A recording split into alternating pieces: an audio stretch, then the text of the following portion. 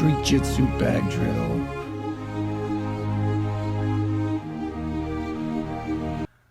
What's up, SLENDERMAN here.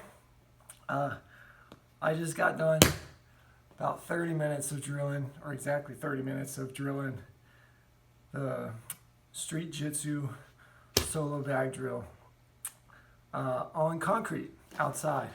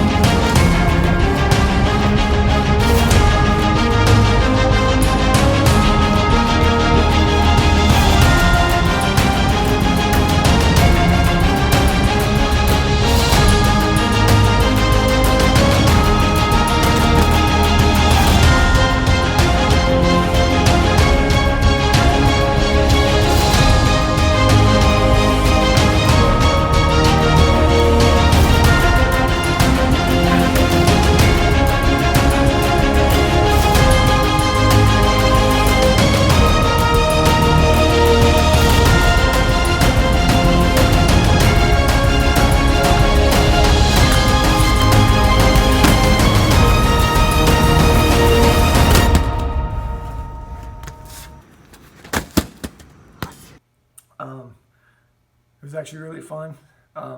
Pretty much exactly what I expected. A revelation that came out of drilling it on concrete for that kind of duration. Because you're constantly stabilizing yourself through your base with your legs on the bag, it really turns into a pretty sick leg workout, more than I anticipated. By the end of that 30 minutes, my legs were pretty much toast.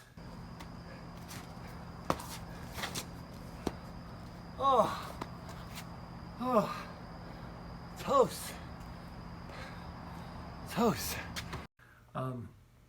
I don't, as far as like the dangers of using these techniques on the concrete, I had an idea. I messed around a couple times here and there with a couple of the techniques I was worried about, and I felt pretty good about them. And just going through that drilling, especially once I began to get fatigued, I was still able to do the techniques with efficiency while still keeping myself safe from any kind of damage. The only thing I felt, I'm sure it's not gonna come up in the video, but I did feel, so I probably have a slight abrasions like towards my hip bones on my backside from when I was doing the back mount and like butterfly type techniques. And I kind of expected that, especially with that kind of duration. You just learn to put all of your weight in and through the bag and in and through your opponent especially when you train in that kind of an environment. So it's actually really cool. I don't know if any of your experienced grapplers have ever trained any of your jiu-jitsu on like concrete or even something like marble or tile. It's really eye-opening, and it can really keep your jiu-jitsu really honest. I don't recommend it to beginners. I'm not telling anybody to go try it, but it does do wonders for like really dialing in the fine points of where you should be putting your weight and not exposing your spine, which a lot of grapplers ignore because mats are so good nowadays. But anyways, enough of that rant. We're going to be going through the techniques, showing them one by one. Remember, this is a drill, a solo bag drill. So what I'm going to be showing you of these techniques is really going to focus on the movement side of things. If this video gets a lot of love and people like it, I will definitely follow up with an actual like control video with a live person. You know, once we can actually do that again and roll again, I'll be following up and doing that. That'll be more about the actual aspects of the control and like controlling an actual live person and resistance. But all of these, I put all these drill movements together in a way that they circle back around on each other. And in the very worst case, if it really breaks down when you try it, you should still end up not in a worse off spot than you started, right? You should still be able to scramble out, stay on top, and either disengage and get out of there, or still end up in a dominant position. Or like I said too, just circle back around to the beginning movements, kind of reset, the movements kind of reset on themselves. You'll find the beginning of all these moves, they're designed specifically to start off very uncommitted with very upright postures that lets you continue to assess the situation and know what's going on, what other threats there might be, before you start to really engage and commit yourself to the person.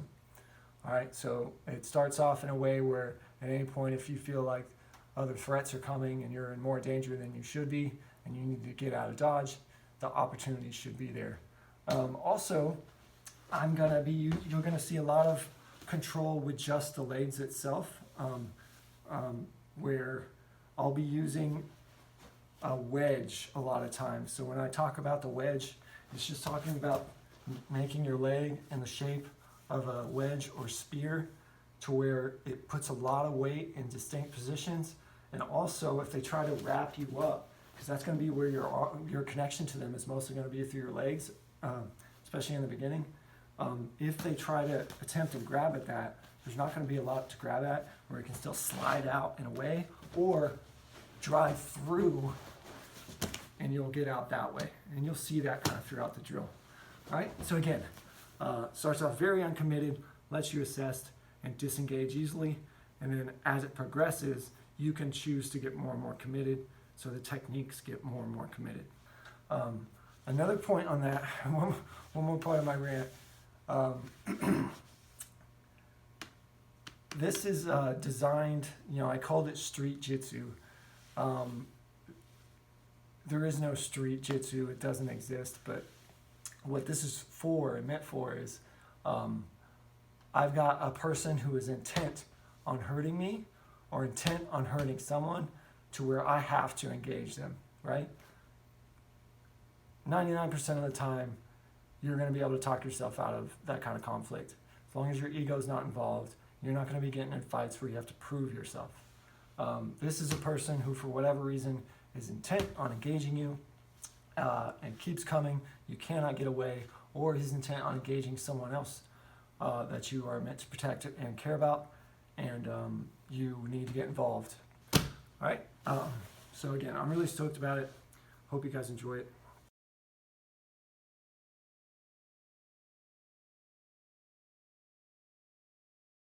All right, we're going to start off with the Hangoshi. We're going to hit them with the planet, as they say. So we need to close the distance first. We're going to change our levels, bring our frames up, and move inside. Then use our elbow, firing it straight up to clear that forward arm and get a good underhook. Come around the back side of your opponent, make a good grip. And then we are going to back step into a more squared stance. So here we go. We drive the elbow back, clear, come around, and then back step into that squared stance. So your outside arm will obviously be reaching out to establish a control on the outside arm of the dummy or your opponent. You can see there how bringing your elbow up easily clears that front frame and lets you get inside and establish a good underhook. So on the footwork of the throw, your lead step will actually come to the center line of your bag's or opponent's footwork, and then you take a big back step and sink your hips in. You want to sink your hips really low, guys, to get under the base of your opponent and under the base of the bag. And then your hips releasing and coming through will be what lifts and throws your opponent, and then your arms just at the very end will complete the throw. So again, let's look at the arms here. I do not throw with my arms. My arms just keep my opponent where I want him. I create this frame, I lift, and then I look at my watch. I just keep my arms there throughout the throw. My leg creates the fulcrum in the throw, and then my arms at the very end release and bring my opponent. My arms are really just guiding the bag or my opponent over the fulcrum at the end. You do the throw with your legs, not with your arms. So this angle here will let us see how the back steps creates a tension and a torquing in my hips. And then when I begin to lift and drive my leg through, that releases the torque and that tension. And that is actually the power of the throw. And likely why they call it the spring hip throw.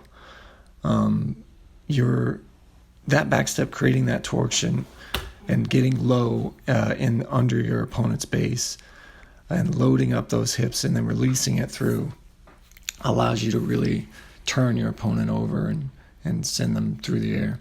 So this angle represents well how we lift with our arms just enough to keep them there, and then it's the leg. You see how the leg coming through completes the throw and brings them over, and it's just your arms just guiding the bag over at the end. That's really all your arms are doing. You will have to build up strength and stability in this stance right here. How low and deep you can get into that back step is really going to determine how powerful your throw is. So really focus on that in the drill, really getting low and getting a lot of torque in your hips. You may have to drill those throwing steps for a while without any bag at all, or with a really light bag before you can get it. All right, so let's look at it one more time with some amplitude here. Again, the ground does not miss, guys. All right, so let's look at the neon belly and the windshield to the other side. I view neon belly a lot differently than most people. I like to use it as a lever to get my opponent on their side. So I'm going to demonstrate that here. I'm going to use 2 points of pressure. I have the point of my knee and then the hook of my instep on my opponent's hip. So I'm driving in with the point of my knee while I'm pulling up with the hook of my instep on the hip, and that's what levers the bag or my opponent over. So we'll look at that one more time, and then we'll go into the windshield. Get that pressure, that knee, and that instep, and hook them right over. So we're going to transition straight across the bag to the other side. We put our weight and base forward on the bag. We bring our knees together on the bag, pointing our feet to the ceiling, and then windshield them over across to the other side. push our base back and then do that same levering action of the knee on belly on the other side to transition. All right, so this next angle will let us see the bite of that my instep with that dorsiflexion on the hip, how we put our weight forward into the bag, make our legs light so that we can windshield them over to the other side, and then put our base back into the knee on belly position. One more time from the front here. You really see that windshield type motion that allows you to clear easily to the other side. This is different points you can put your base to, their head, the shoulder, the armpit. But anyway, we get that good transition. And of course, we can throw some solid strikes from here as well. Lots of opportunities. Now we're going to transition to double shoulder control, or a Yuki Kitami variation. I consider this one of the most dominant mounts and controls in grappling. So I'm going to take my weight off my opponent for a moment so that I can slide my shin and instep up into the armpit, and then bring my other knee in to frame on their face or head.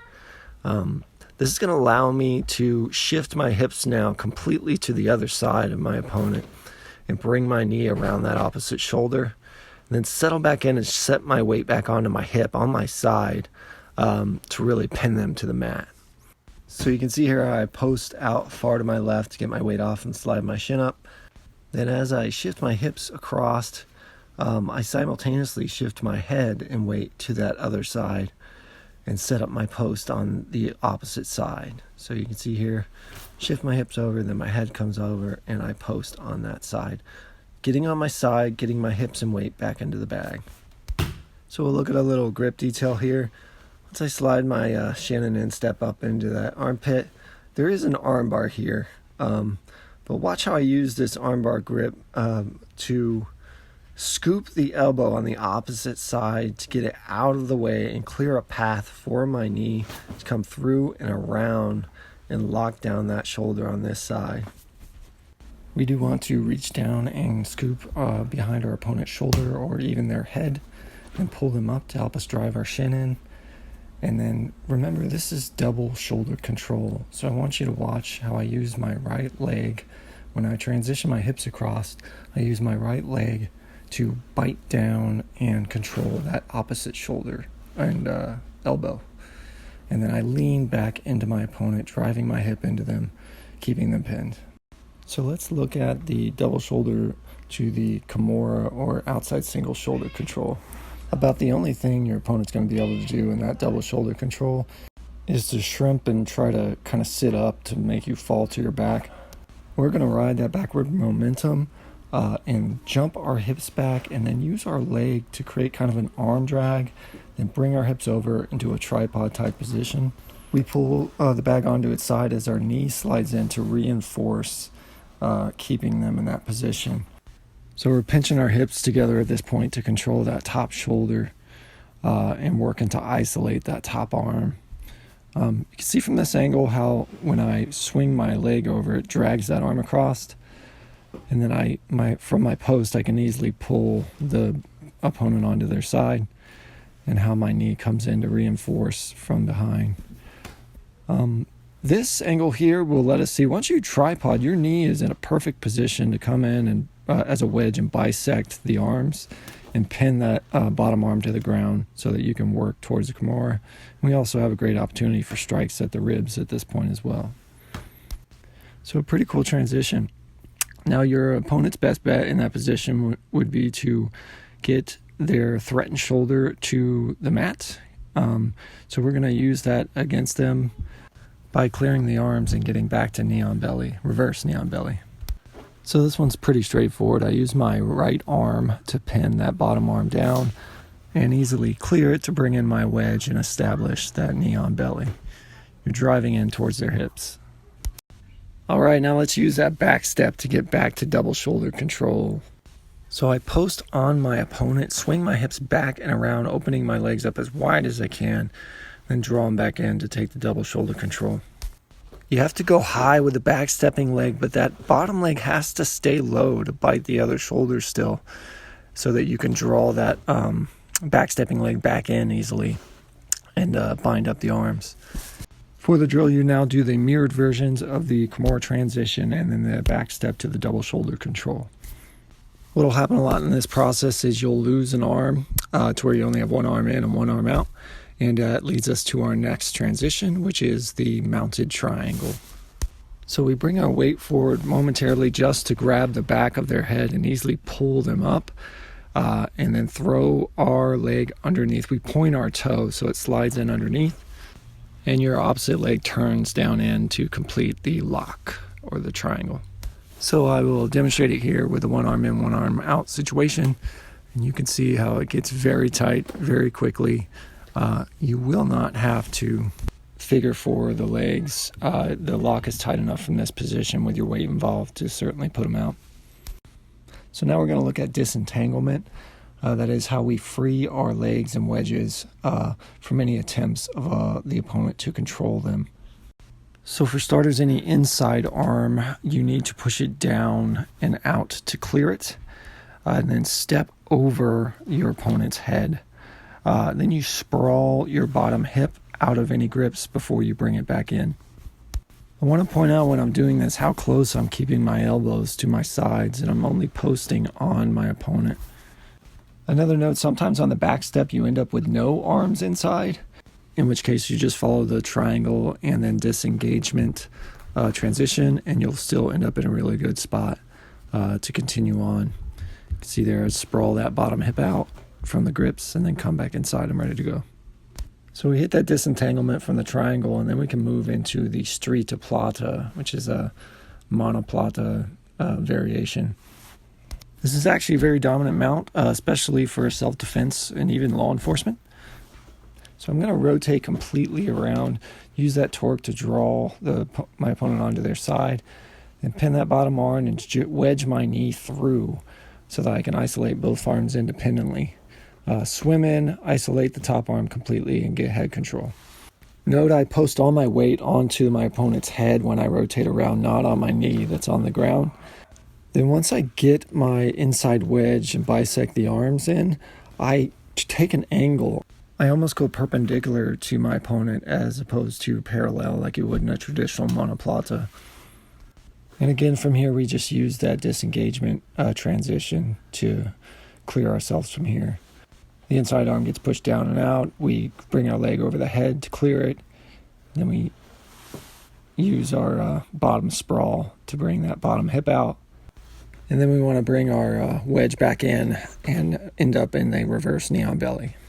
So once we've disentangled from the Street-Plata, we're going to do kind of a spinning back step into a knee bar entry. So the beginning of this transition is a little dynamic. If you watch here, I bring my knees together and do kind of a half windshield like we did with the knee on belly. And then I back step out of that into facing the knee bar entry. When you're drilling, make sure you reach with your outside arm to the inside of the leg you're addressing. Then step in, draw the leg up, and drive your wedge in behind it. So we'll get a better angle here. You see that little half windshield and then the back step to the knee bar entry. And another great point for this drill, if you can keep your elbows in really tight and even in between your legs, that is ideal as you land that transition. All right, so let's keep them guessing and turn that knee bar entry into a pass with the knee bar to knee cut. So we're going to drive the leg we were attacking down and step over it. Our head's going to drive in to flatten our opponent out as we get a good underhook. With our shin in place, we create the knee cut by sprawling down into our opponent. That's what drives the bottom leg out of the way. It's our back muscles and our hip muscles that clear that bottom leg, stretching our opponent out and opening up the space for the pass.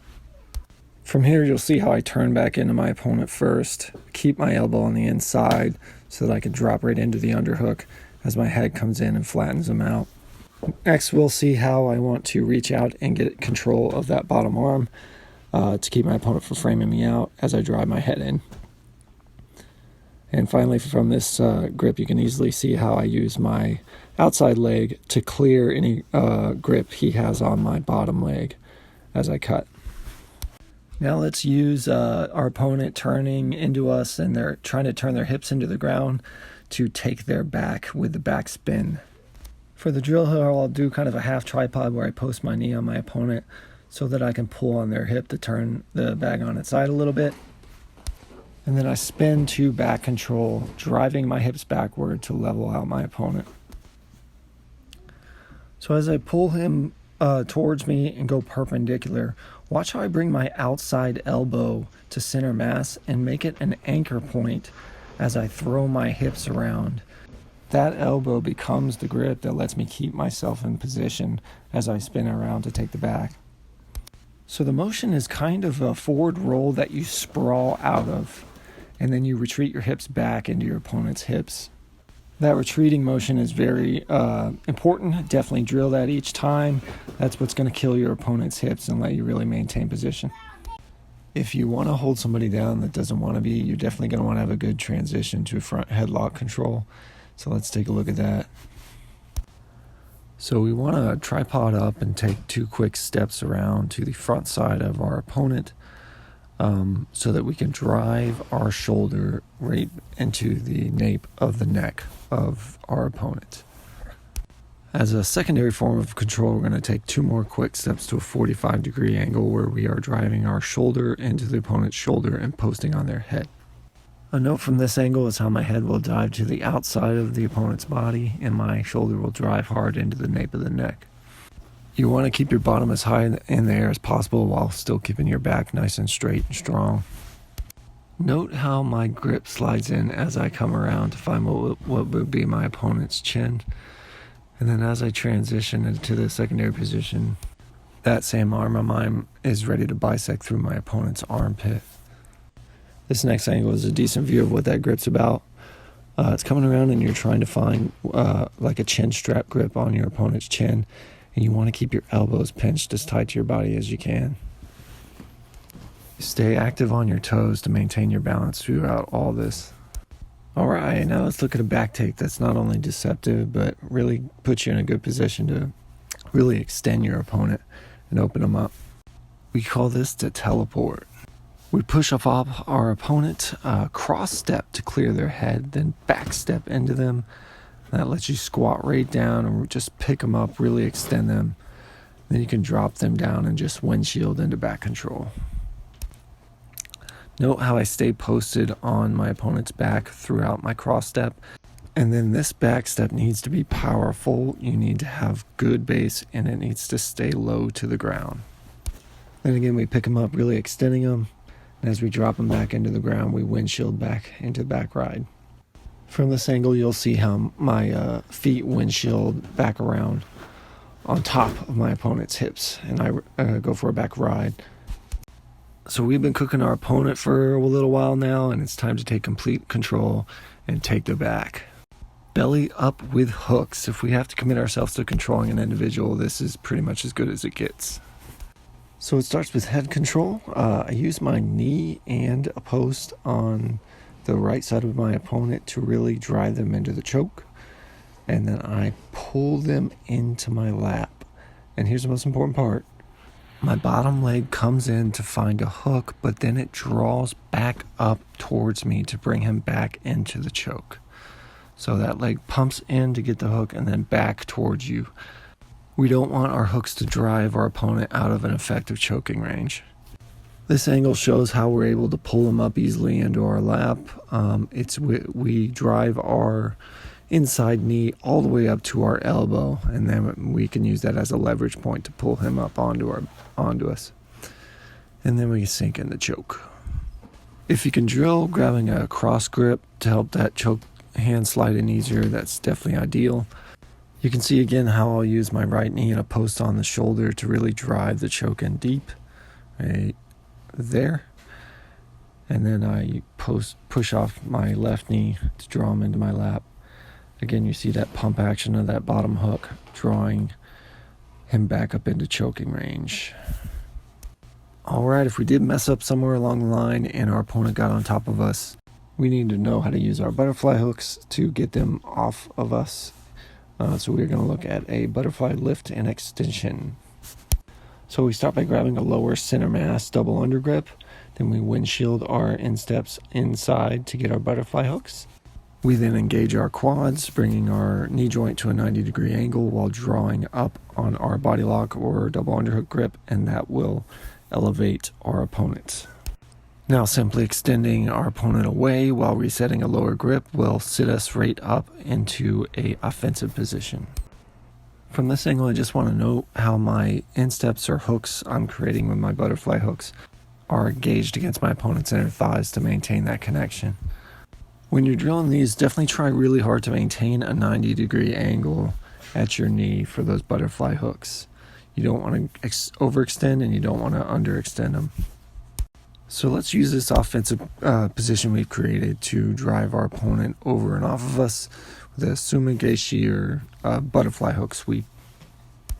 First thing I need to do is control the arm of the side I'm going to sweep them to. Then I'm going to disengage the butterfly hook on that side and fall onto my shoulder.